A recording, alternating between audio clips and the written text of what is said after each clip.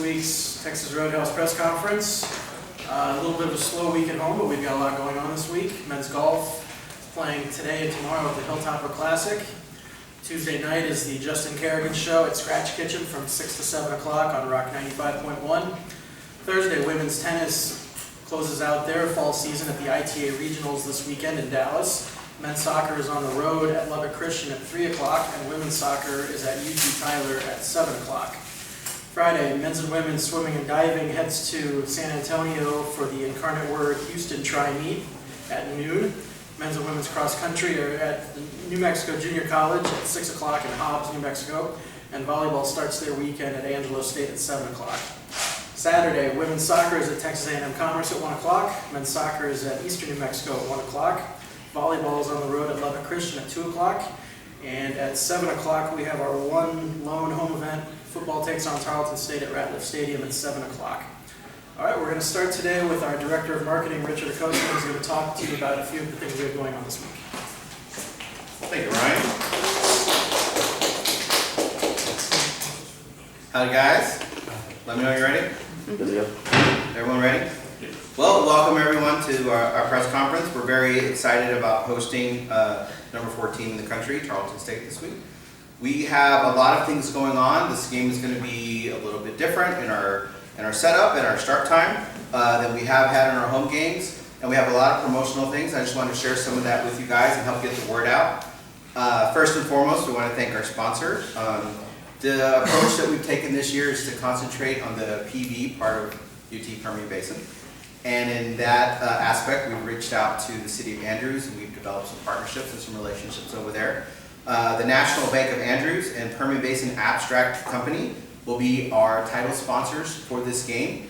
As part of that partnership, they have received 250 general admission tickets and will be handing those out in the community of Andrews.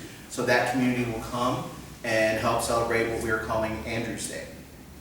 This game has a lot of a day attached to it. There's Andrews Day and a lot of other things, and that's why we're going to go down this list.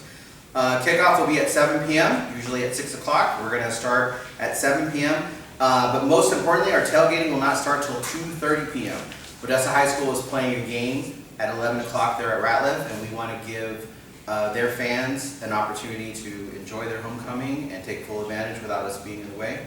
So we're going to give them that room, and then we're going to come in after and start our setup.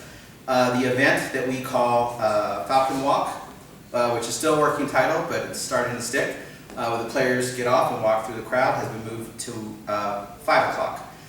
Some other things to note, UTPB is hosting its Family Day, and a part of that Family Day they've included a ticket so they can come join us at the game. It is Andrews Day, as I mentioned. The friends from Andrews are coming. And our friends at the Chuck Wagon game, our new partners I should say, are going to come out, and because of the reduced tailgating time, because, have you guys been to our tailgate? So you know, yeah, it's not hot dogs and hamburgers, right? People go out there and they shell out, and we've taken away some of their time. So to help out with that, we have made an arrangement with the Chuck Wagon game where they will feed the first 2,000 people who come through the line. So the Chuck Wagon game will be there to feed, and that's anyone who wants to come to the game, anyone who comes to the tailgate. We got 2,000 of you guys covered.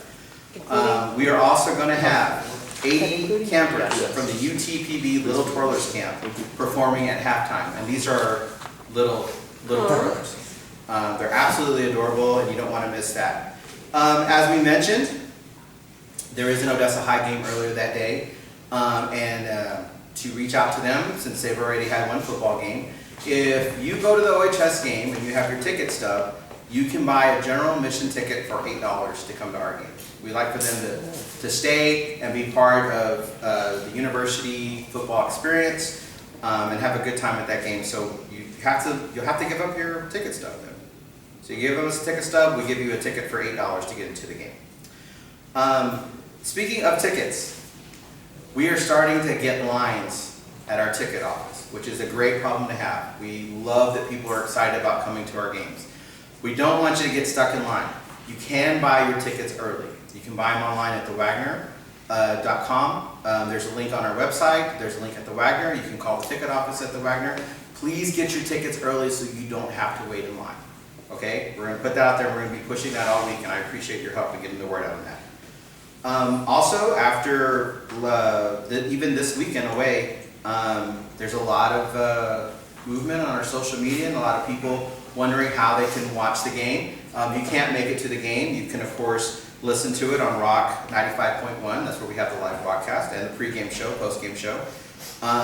If you go to our website, there's options there to watch, to listen, to watch the live stats. And we all have that on our app, which is skyrocketing. People are starting to download it, so thank you guys for your support on that. But that's the best place to keep up with all the game change times and scores and updates. So go ahead and download that app. On the list that I gave you, it goes down to the promotionals, which is some of the things that we just laid out there. So some from bullet points. Tailgaters, if you can help us get the word out, we are contacting all of our tailgaters, but they will not have access to the parking lot until 2:30 p.m. Okay? And we have a couple of special guests, including the Chuck Wagon Gang, but Odessa College is also joining us, and they're doing something on the tail end of their 30 for 30 campaign. I'm sure you guys have heard about that. They're going to be doing free blood pressure checks at our tailgate, in the middle of our tailgate section, so you can go by and visit. They'll have some goodies. You can get your blood pressure checked and just see where you're standing there. Hopefully it'll be elevated because you're excited about the game. And we're taking a little break from having a live band. We're actually going to have a DJ at this band and at this game. So we're still going to have a fun tailgate experience and want everyone to come out. And you guys have questions? The DJ's at the game? We're going to have a DJ in the parking lot. Oh, okay. Yeah, not in the game. Although that's something we can grow into. Yeah. New player, Coach Kerrigan hadn't told y'all about yet. Questions?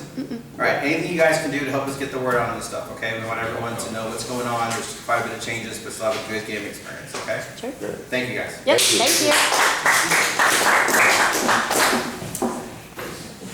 All right, today we're going to start out with head men's and women's swimming and diving coach Cam Kiner. His Falcons had 4 wins against TCU this past weekend in their season opener at Texas Christian.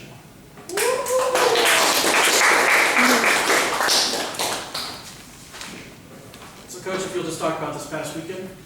We had really great competition against TCU this past weekend. Our guys picked up 4 victories. Jack Delfeld, one of our sophomores, won the 100 breaststroke. We had Nikita Namov, one of our juniors, tie for first in the 100 butterfly, and then we had Garrett Martin returning with us after 17 months out of competition on the boards and getting first in the 1 meter and 3 meter diving event. He also qualified for the NCAA qualifying, the qualifier for diving in March for 1 meter. So he's hoping to get his 3 meter this weekend when we go up against Incarnate and Houston. So really great start for us on our men's side. Our women's side, we did really well as well. We competed very well on our 100s and 50 strokes this past weekend, and our relays are starting off a lot faster than we have any time since I've been here. So it's been really exciting for us. As far as Martin, 17 months out of competition, coming in and getting that first, getting to the NCAA marks, how much does that mean for you as a coach and the conversation with him afterwards? It was awesome. He was very excited to get after that competition, and it's something that he was just saying the whole week. You know, I really want to get to this first competition because I've been out for so long, and he did extremely well. Earned all the points that he got on the boards, and kept Eder, his teammate, in check throughout all of it as well. We were missing our diving coach this weekend. She got a Lifetime Achievement Award through TISCA, which is the Texas Interscholastic Swim Coaches Association. And she was there for that, so I was kind of our diving coach for the weekend, and so that was a little bit of fun getting my first national qualifier in diving too. So that was exciting. You kind of summed up the weekend, but what impressed you most in general? I think our freshmen and sophomores really coming in and attacking the meet. It was their first big competition, so them getting into the pool and getting second, third, and fourth places in a lot of different events really excited me, and just seeing that they were not deterred by the level of competition that we were going up against. TCU is a very competitive program in the Big 12. Have national qualifiers each year, and so for us to be able to take a couple of events and have it from some of our younger guys, it's very exciting. What was that atmosphere like over at TCU? It was way different than it has been the past couple of years. It being a Friday right before their SMU football game, the the stands were packed. It was really loud. They had a lot of new things in there as well. They had a new like kind of flat screen, and they were showing all the records and all that stuff. So it was pretty different from what we've gone into in the past. But for the most part, our kids enjoyed it and had a lot of fun pre-meet, during the meet, and after the meet. They just enjoyed themselves, and I feel like we compete the best whenever we're just a little loose and going, just not putting a ton of pressure on ourselves. It's just, we go out and we compete so much better when it's just go out, have fun, and enjoy it. So Going forward with your first shot at the diving, everything with Coach being out, what adjustments did you have to make for yourself, if any, switching and coaching that up in the meet? it was a little different. I mean, honestly, they're able to, kind of go in, without myself being there and be able to do the adjustments that they needed to do. They've got a great coach on our diving side with Jennifer Mangum, and she prepares them well for the meet. So for me, I got to judge a little bit of diving, which was a little bit new to me, but it was a lot of fun. But also being there to kind of tell them, slow down a little bit, control your boards a little bit, don't just like rush into what you're doing. Just take a deep breath, step into it, and go off, and they did really well. So hopefully I had a little bit something to do with it, but I'm sure they were super prepared for it anyways. Did you see any jitters in your team going into a big Division I environment like that? Some of our freshmen were a little bit kind of in awe of the facilities that we're at and everything like that. But for the most part, I went up to every one of them and said, "This is your first meet of your college career." Not a lot of people get a chance to say that, and so being able to step into that environment and just know, like, go in and just enjoy it, because this is going to be your first meet ever in college and your last first meet as a freshman. So go in and enjoy the environment and just take it in. And if you do well, that's great. If you don't do so well, we're not having high expectations here. We've been training really hard, grinding out yardage, and we don't expect national cuts happening at this very first meeting for us. So just go out and just enjoy it. All right, thank you all. Appreciate it. All right, we'll continue today with head volleyball coach Tim Lesh. His Falcons went 2-0, winning all 6 games against University of the Southwest, and their Lone Star Conference opener with 3-0 win against Western New Mexico.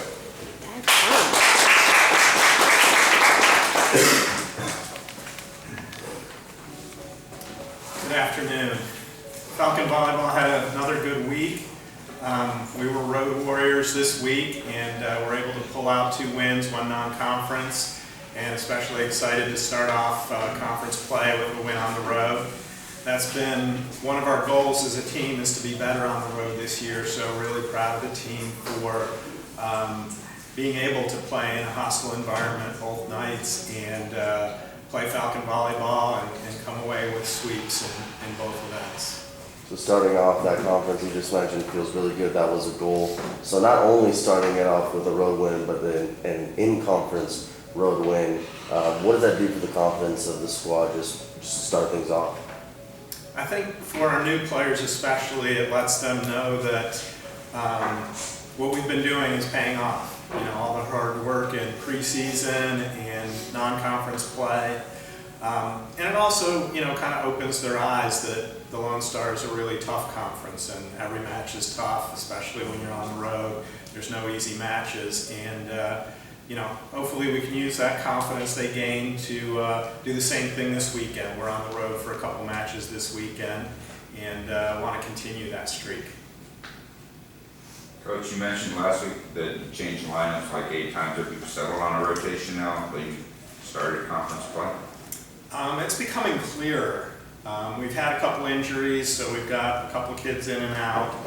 So the lineup's still changing a little bit, but it's much more stable now, and there's still competition for a couple of spots, and fortunately players have stepped up. But we're close to finding that, but part of my job as a coach is, when somebody has a bad week in practice or a bad game, to be able to make those switches. And we're fortunate to have some depth this year and the ability to do that. So we had 2 different lineups again this week, but again, it's becoming clear, and I think that helps the players when it's a little bit more stable. They know who they're playing next to or who's coming in at what time, and helps them play a little bit better. So that's our goal, is to get there, but it's fortunate that we have a good problem of competition for a couple spots, so it's not quite settled yet.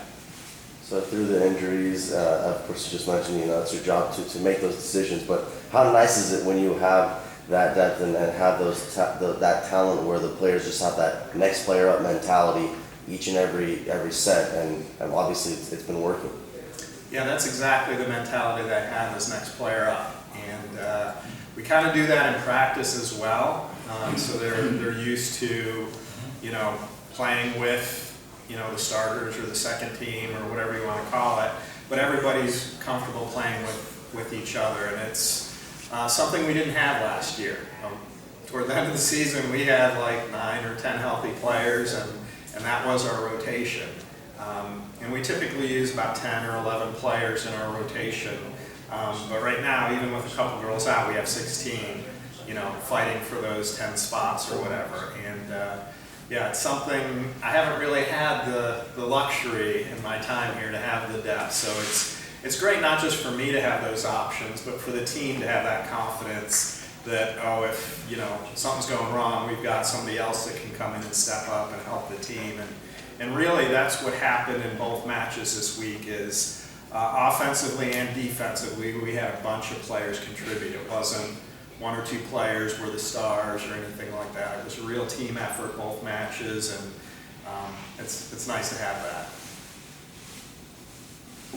All right, thanks, Coach. One other thing I wanted to mention is we have our home conference opener next Monday, a week from today, at this time. So it's an afternoon match, and wanted to get the word out early for people to come. Thank you. Yep. Thank you. Thanks, Coach. Thanks, Coach.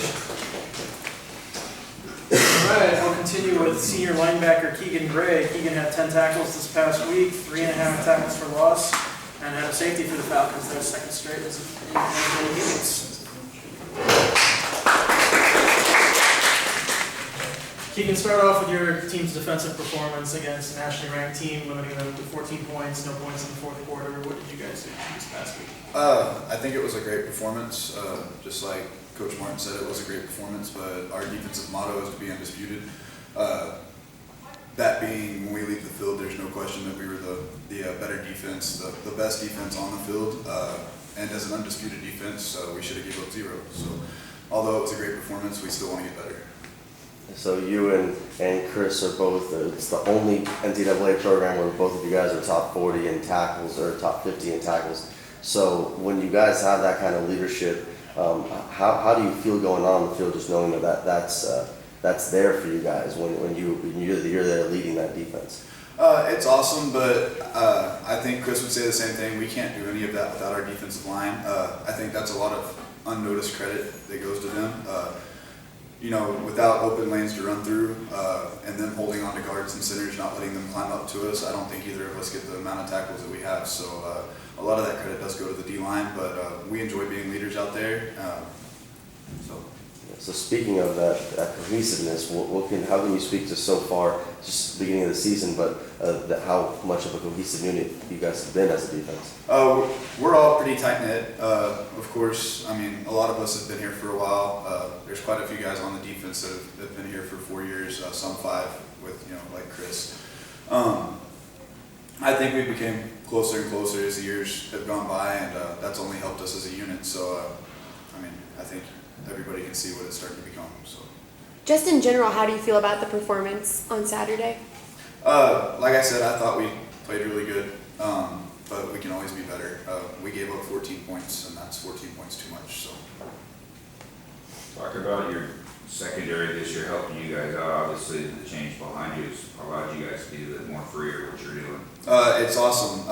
It's just like a chain of events, They lock it down in the back end. It gives the D-line more time to get to the quarterback, which in turn makes the D-line better. You give the D-line more time to get to the quarterback makes, bad throws, we get interceptions. So it's just all of us kind of working together. It's making us a really good unit. So Since you two guys are where you are in the country as far as tackles, is there a friendly competition between you and Chris to see who can get the most or who gets to the tackle before the other? Chris, we joke about it all the time.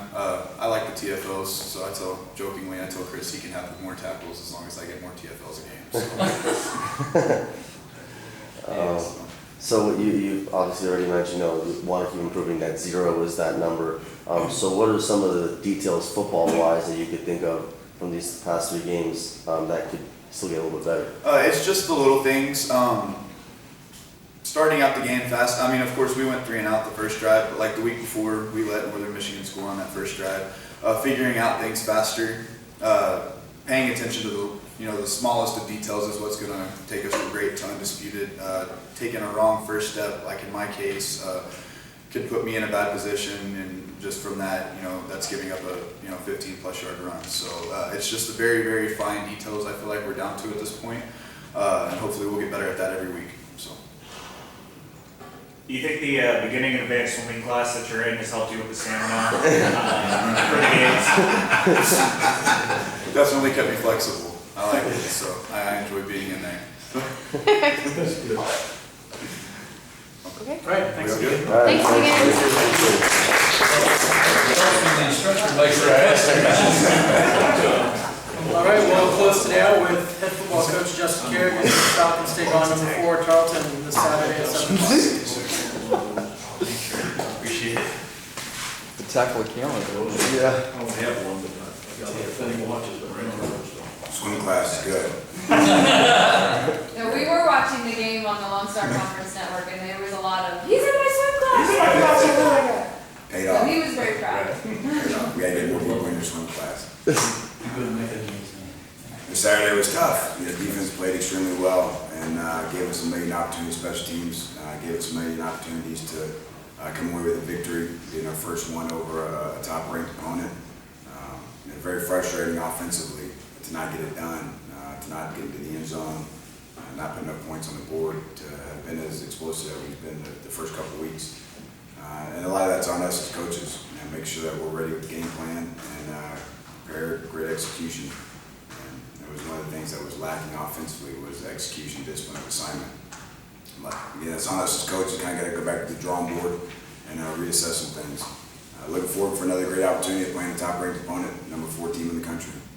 It gets even harder. It's a more difficult challenge, tougher. This team's better than the last one we faced, and I don't know if that's going to hold true all season, where each opponent keeps getting tougher and tougher, but right now that's the way it is, and it's a great challenge. I think, coming out of last week, I think there's a lot of confidence in the locker room, but there's also a lot of disappointment. And guys expected to win that game. Our word on the year is believe, and there's no doubt they believed that they could have won that game. That opportunity was there. Just got to get better offensively, and we'll close that gap. What seemed to not be working for you guys? Us. It just boiled down to some missed assignments, missed opportunities, dropped a couple big passes early on. Cameron came in the game, hit a couple guys in stride deep down the field that we didn't bring it in. Those are game-changing plays. We missed a couple throws as well, and then usually it was just one guy up front might miss a block, opportunity to score touchdowns that were getting tackled by a safety or something like that. Just one individual, not getting their assignment done. Got to keep practicing each week and try to clean it up. Reevaluate personnel, make sure we got the right 11 on the field. So the first ranked game that was on the road, now this one that is a higher rank back at home. So how much confidence does it give you to be back at home against a tougher opponent? It's always good to be home with a great crowd. I've never put a lot of stock into being on the road or being at home. As a player, I always enjoyed being on the road more. I kind of like the hostile environment. I like the crowd noise. I thought Midwestern had a tremendous crowd. I got really loud one time on 3rd and long in the 4th quarter, and I ended up causing a delayed game on us. Couldn't get the ball snapped, and that was a huge advantage for them. So when you have that kind of that atmosphere, it makes any game exciting. Whether you're on the road or at home. So I always enjoyed being on the road because usually you had a student section sitting behind you that rags you the whole time. It makes things more memorable. College football is what it's about. It's good to be back in the Permian Basin though, always. What's the status on Null? Saw a doctor today, just an AC sprain. So we'll kind of take it day by day, see how quickly he recovers. But it doesn't seem to be anything season ending at this point. So you think he's in or out for Saturday? Too early to say anything right now. We won't hit the practice field till tomorrow. Kind of see how he feels, if he's able to throw any, and then kind of assess through the week. Where where he's at. So is it his throwing shoulder? Mhm. Well, it's good to have the guy you got there, you know, in Mathis. Yeah, we're okay. We're okay. So, obviously Taylor's a great quarterback. Cameron did a tremendous job coming in, and he gave us a lot of opportunities to win that game. You know, just got to be all 11 on the same page. Were there problems in the red zone Saturday night at times that kept y'all from getting into the end zone there? There's no doubt. We didn't connect, you know, whether it was in the run game of blocks or passing game, you know. We had Caleb Forrest on a corner route. You know, we overthrew just a little bit out of bounds. Kyle McBride on the slant route, overthrew. You know, ran the ball a couple times and kind of hit a brick wall. You know, there were opportunities to try to throw it up to Jeremiah Cooley. DB made a tremendous play on it, and you know, just all night long offensively, we just never were in rhythm, and guys weren't making the plays that we had been making. Looking ahead to this weekend with Tarleton, what are some of the challenges that they bring, being that number 4 rank? What specifically do you think they do well? Everything. They play hard, they play fast. We're going to get probably challenged more on the perimeter, a lot of press coverage, and then stack the box to stop the run. You know, we're going to be minus a blocker every time we try to run the ball. That's just how they are schematically. They're going to load the box and give themselves an advantage on defensive run game, and then they're going to challenge you on the perimeter, and they're going to play a lot of press man, keep a center fielder deep, let him kind of roam the field, and they just kind of challenge you a little bit as to who's got better personnel, who can execute better in a one-on-one matchup across the field with 11 guys. And that was one thing I talked about after our game last week. It really boils down to one-on-one matchups. Whatever the play is, we got to execute our assignment, do our job. Do those things, we'll have an opportunity. We had an opportunity Saturday. You know, unfortunately, it just didn't work out. In this day and time, you still win with defense, so that's got to encourage you for the rest of the year. I mean, that was even though it wasn't the results you wanted, you had to get away from that game thinking, we've got the defense to win this year. I went away from that game heartbroken for those defensive guys, and especially my role as offensive coordinator. You know, I feel as if I let those guys down. You know, the guys that you know, they laid out there every night, and they have some of those guys, Keegan Gray, Chris Hogue, for the past 4 years. As being the head coach and also offensive coordinator, I feel like I let those guys down. That's a painful feeling. It's tough seeing them in the locker room and having to address those guys that lay it all out for the program, for the university, for the team. I was heartbroken more than anything. Obviously, I loved their effort and the way they played. You know, they deserve that victory. I wish we could have given it to them. So does that make you want to simplify things a little more offensively, or maybe be a little more diverse? Depending on who you play? Not really. We're pretty simple. we're pretty simple offensively. I've always, as a coordinator, had that mindset to be as simple as possible. Potentially, we overthought some stuff going into it. We put in Matt Gresham at tight end to add an extra big blocker at that position of the offensive lineman, kind of a heavy package, just to give us a bigger personnel in the box. And that put him in a position, obviously, that he had never played other than this past week. And, you know, some of those things that, you know, if they work out for you, you say that was a great move. And if it doesn't work out as a coach, you go, I overthought that one. Maybe we tried too much in trying to do something different. All right, thanks. Thanks, guys.